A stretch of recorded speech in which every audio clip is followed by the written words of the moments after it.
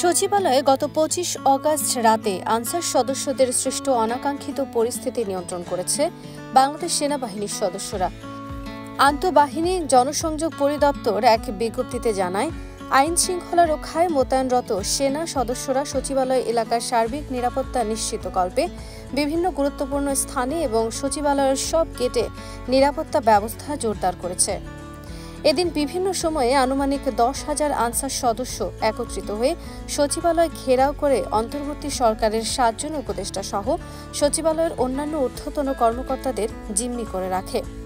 উত্তেজিত আনসার সদস্যদের শান্ত করার জন্য বিকালে মহাপরিচালক আনসার ও ভিডিপি সচিবালয়ে আসেন এবং আনসার সদস্যদের সব দাবি মেনে নেন। এরপরও উত্তেজিত আনসার সদস্যরা সচিবালয় এলাকা ত্যাগ না করে আনসার ও ভিডিপির মহাপরিচালককে অবরুদ্ধ করে রাখে এবং কিছু আনসার সদস্য সচিবালয়ের ৩ নম্বর গেট ভেঙে ভেতরে প্রবেশের চেষ্টা করে। এ সময় উত্তেজিত আনসার সদস্যরা ঘটনাস্থলে উপস্থিত ছাত্রদের উপর অতর্কিত হামলা করে এবং সচিবালয়ের নিরাপত্তায় নিয়োজিত সেনাবাহিনীর টহলের উপর ইট পাটকেল নিক্ষেপ সহ লাঠি দ্বারা আঘাত করে। এ সময় ৬ জন সেনা সদস্য আহত হয় এবং এর মধ্যে একজনের অবস্থা গুরুতর।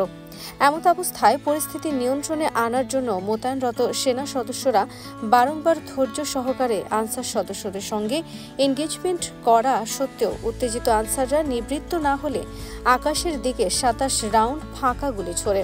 পরে সচিবালয় এলাকায় অতিরিক্ত সেনা মোতায়েন করে আনসারদের ছত্রভঙ্গ করে পরিস্থিতি নিয়ন্ত্রণে নিয়ে আসে। এরপর সচিবালয়ে অবরুদ্ধ অন্তর্বর্তী সরকারের ৭ উপদেষ্টা, ডিজি আনসার, আইন শৃঙ্খলা রক্ষাকারী বাহিনীর ঊর্ধ্বতন কর্মকর্তা এবং সচিবালয়ের সব কর্মকর্তারা সেনাবাহিনীর সহায়তায় সচিবালয় এলাকা নিরাপদে ত্যাগ করেন। সেনা সদস্যরা সচিবালয়ে অনুপ্রবেশকারী এবং পরবর্তীতে জীবন রক্ষায় নিরাপদ আশ্রয় প্রার্থনাকারী কিছু সংখ্যক আনসার সদস্যকে নিয়ন্ত্রণে নেয় এবং তাদেরকে পুলিশের কাছে হস্তান্তর করে।